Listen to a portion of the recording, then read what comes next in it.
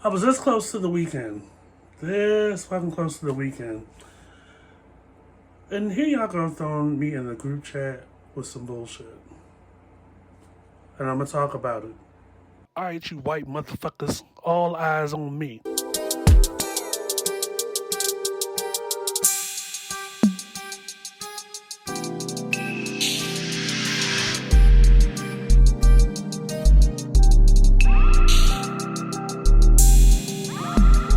This is the I Refuse podcast. This is Mr. Fox, the I Refuse podcast. Yesterday, I left to go get some Mission Barbecue to feed my African American household. Came back to some mess. This may very well be a pivot in some of y'all's eyes from what I said earlier. But I never said that I was perfect. I never said that I was nice. I have an opinion, and that's what this podcast is about. So there I was minding my African American business, like I always do, when something came across my timeline. You know, Megan Thee Stallion. Megan Thee Stallion is releasing a documentary called In Her Words, or In My Words, or something. And I believe it's getting a theatrical release. Not even fresh off of the premiere screening that she showed up to. Y'all have blessed me, or blessed the world on our timeline, with one particular clip in the documentary where Megan Thee Stallion, I guess in a sequence talking about that fateful night back in 2020, and probably the time after that she admits to lying to Gayle King. I called that already. I actually made a video on the YouTube channel, the I Refuse Podcast YouTube channel, about it. I don't recall whether or not I watched the whole entire interview, but just like from this movie, I pulled a clip. In 2020, or whenever the interview happened, not too long after she got shot in the foot,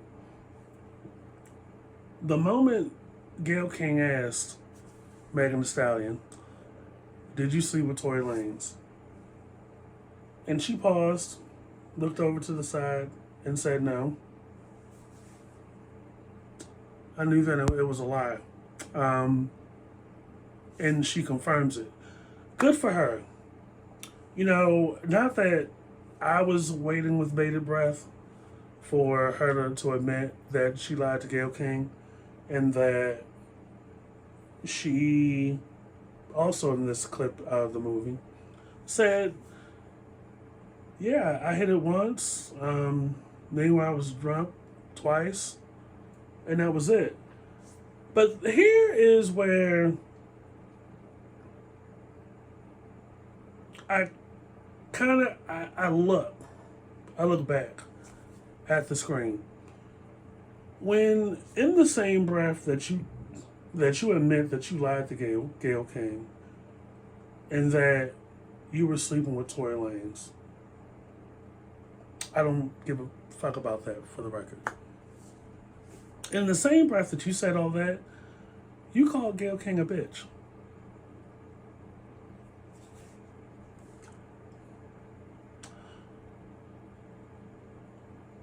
So the moment that happened,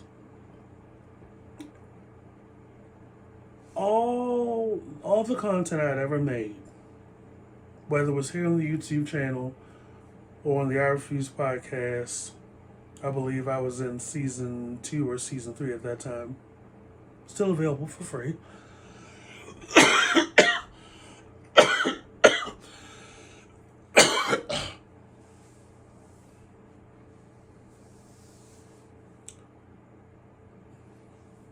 All that stuff came back. And like I said, I don't give a fuck that she slept with Tory Lanez. It's for me because one other piece that's missing from this is that he wanted to be with her, and she didn't want to go public and be with him like that.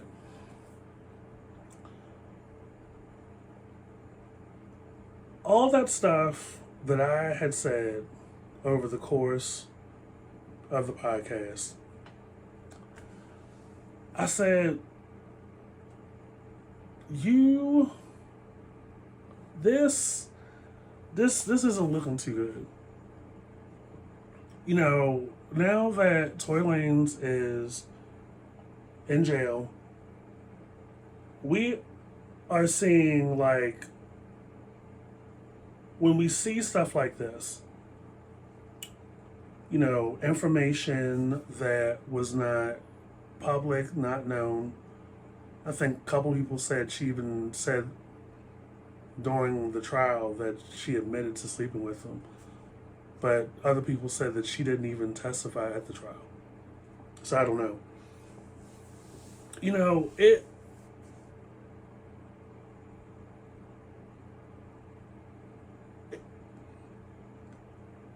it's rather brainless. It's foolish. Anybody that's listening to this, I'm giving you some free advice. Never give somebody an opportunity to spray you with your own tea. You only have to tell the truth once. Get it all out. Fuck image. Like, morals, ethics, character, and having that as a base and a foundation. Like, just say it and move on.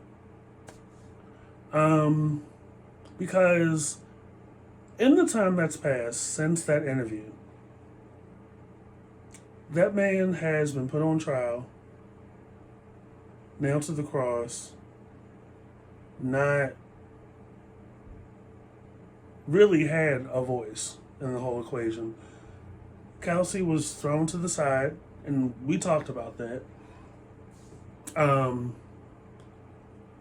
But there was one section of that night that was missing. And people were skipping over that to say that it doesn't really matter because Megan got shot in the foot. Yes, Megan got shot in the foot. Even there's a little bit of gray area over that still, but that we're not talking about that. She got injured. Megan got injured. It was fucked up that it got to that point. But nothing that was public during that timeline that I discussed talked about that.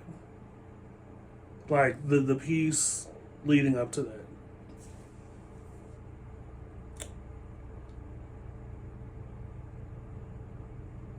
While it's not important to me, I don't give a fuck that you slept with whoever. I'm still 10 toes down with girl code, G code, being two-faced. If you and I are friends, say less. From the moment I'm in your face on a regular basis, my loyalty is to you, right? In this equation, Kelsey and Megan came to the industry together.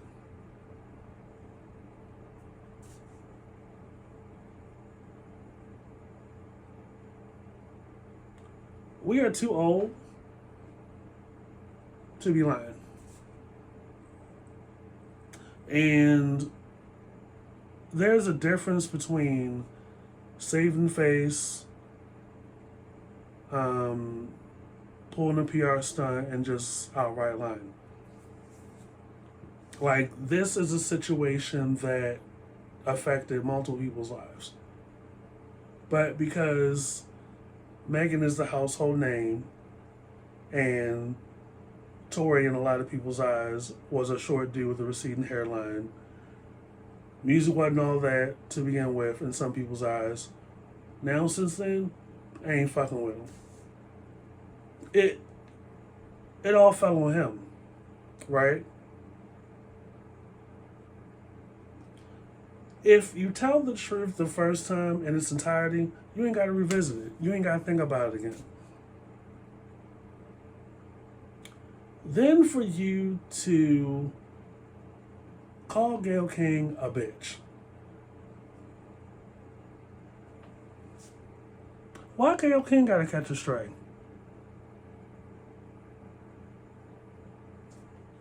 Now look, I'm no Gayle King super fan, but it is very telling to me, especially this late in the timeline, that when somebody in the same breath admits that they lied and then calls the person that was just simply doing their job a bitch, it's like, how can you get mad at her? You did it.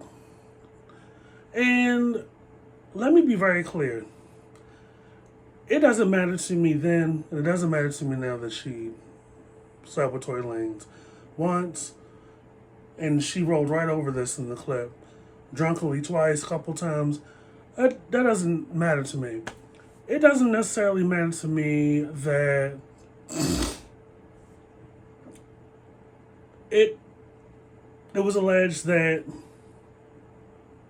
Tory and Kelsey were also a thing. That doesn't matter to me.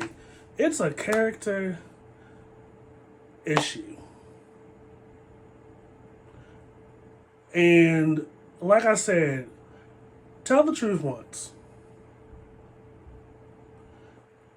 You tell the truth outside the courthouse, early on, you ain't got to worry about public opinion. You ain't got to look at it and think about it possibly being an issue later on. But now that you have this documentary, you want to admit that you lied. It's going to open up more backlash, unfortunately, towards Megan Thee Stallion, from the standpoint that if you lied about that, what else you lie about? And I want to be very clear. There are different ways to lie. You leave something out that happened, you add something that didn't happen, you only tell part of it when asked or not. And there's manipulation and all that other stuff. Now, while I don't give a fuck that she slept with that short Canadian dude, at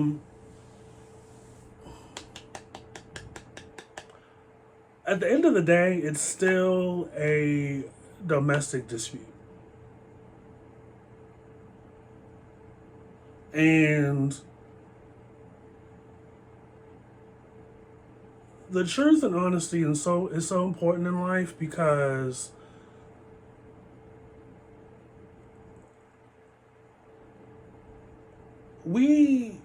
it's so important because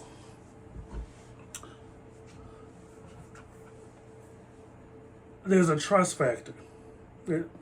I'll start there. There's a trust factor.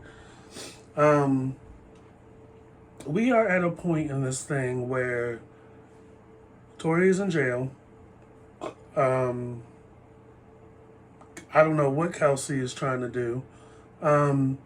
But you are dealing with somebody in a world where there's stan culture, right?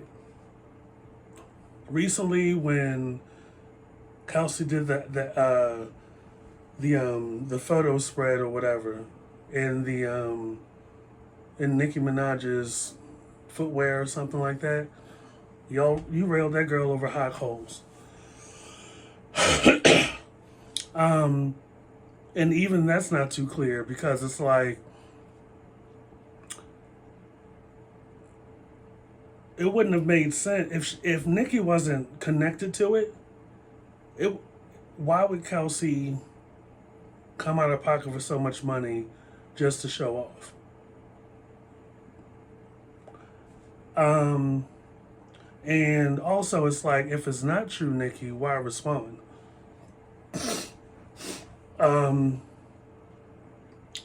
so it went from, of course, Tory's in jail, rightfully so. I agree with y'all on that. Because had that gun not gone off in the commission of his possession and all that other stuff that he was doing that they said that he did, Megan would have never got hurt. My psychology says, given that this is a domestic situation, given that this dude is all of about 5'1", no tea, no shade, what would drive a man to act like that? What are the details that led up to from them leaving Kris Jenner's party to what happened on that street?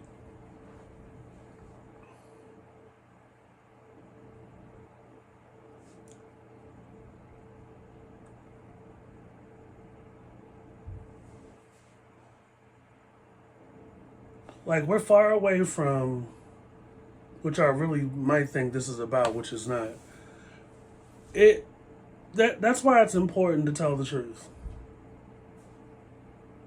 especially when you're asked.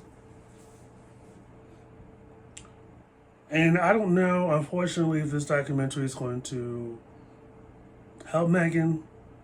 I honestly don't see why it was necessary to do one. If the situation came and gone, the trial came and gone, you've come into this era, or the last couple of eras, as the martyr, the survivor, the one to come back and show people that one is just a saying, one monkey don't stop no show. Then to do the documentary and then say that.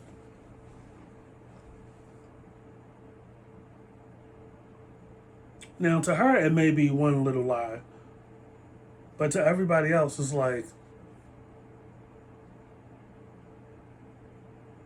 what's going on? As fickle as people are out here these days, trust and trusting you and the messaging and the brand is probably the most important thing. I ain't gonna lie, the last couple of albums have slapped. Singles have slapped. That song BAS still has me in the chokehold. I ain't going front.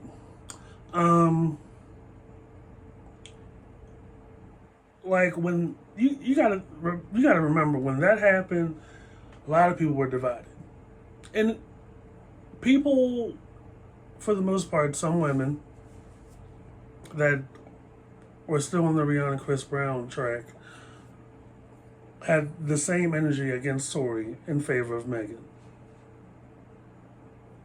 And then the gravitas passed. Didn't hear much from the third party for the most part. I reviewed her deposition on an episode back in 2021, 2022, December. But for the most part, she kept quiet. So at this stage, it's like, given that you are in control of everything now that you're independent. You also have executive control over this documentary. What to put in, what to leave out. It's like there's so much going on, like, and especially when you're honest and you're transparent, a lot more people will connect with you. Women that have been abused, women that have been shot at, women that have issues controlling their alcohol, women that have not processed grief in the best way.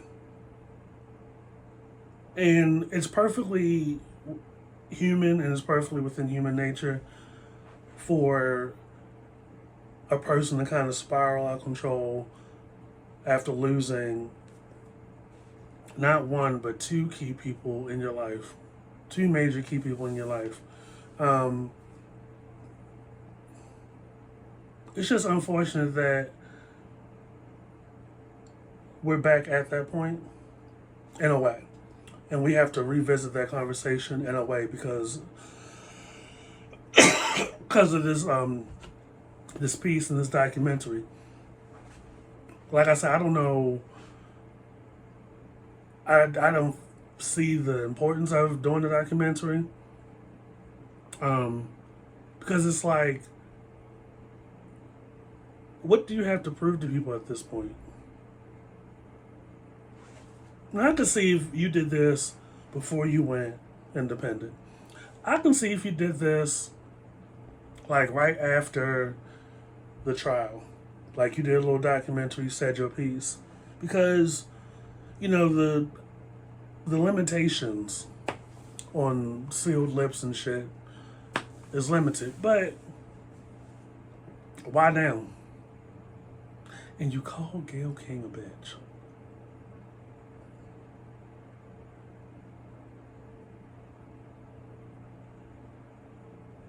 Not the female empowerment rapper.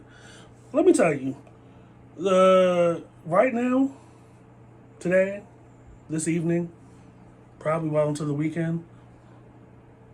Oh, they're going to have a field day. And I know that pink Pepto lady is definitely going to get on IG Live if she isn't already on there and have a field day. And it's unfortunate because it's like y'all are in the same industry. You could have definitely been like a mentor, but because you want to be the only one, you feel the need to put other rappers down. And when shit like this happens in a person's life, you feel need to be vindicated.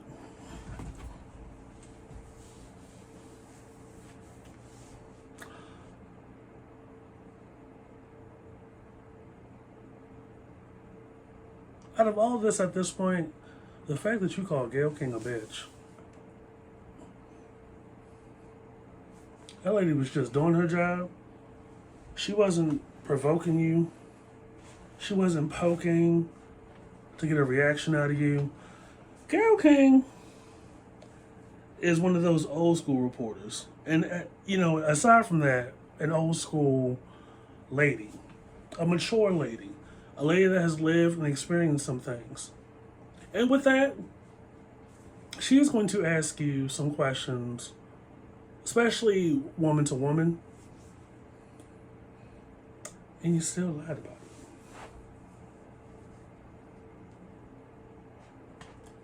You still lied.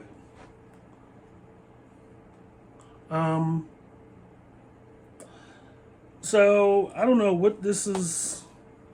I don't know if this is going to regress things. I don't know. I know the ashy lip, dirty brown track underwear wearing motherfuckers are going to have a field day as well.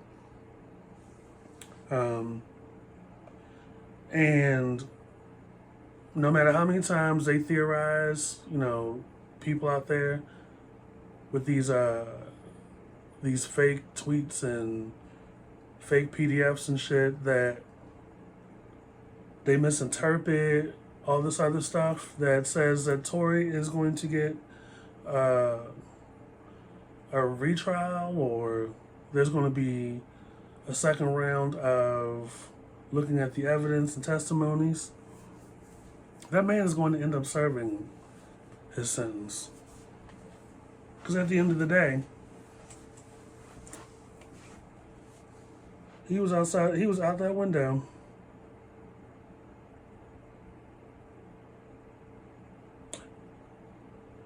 And allegedly shot that girl. So he's right where he needs to be.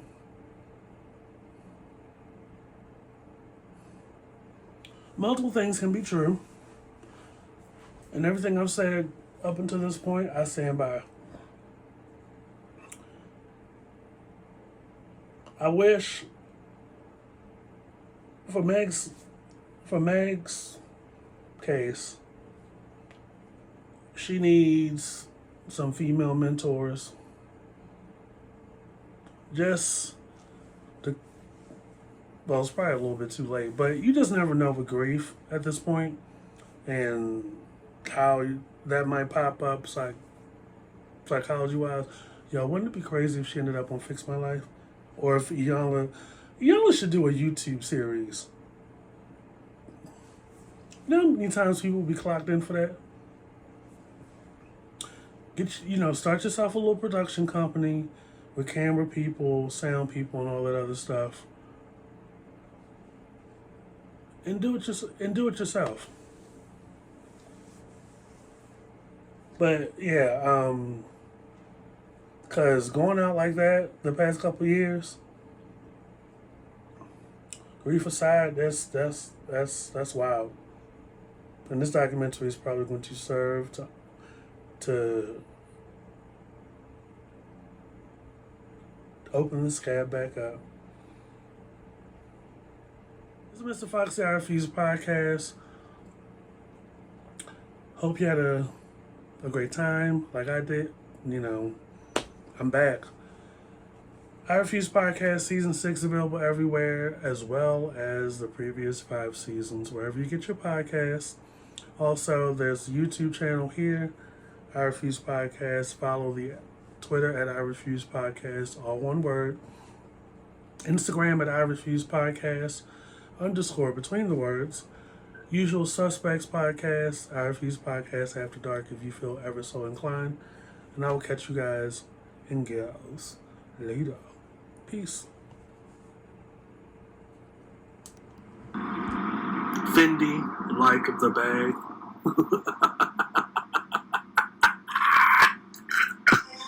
This is the I Refuse Podcast.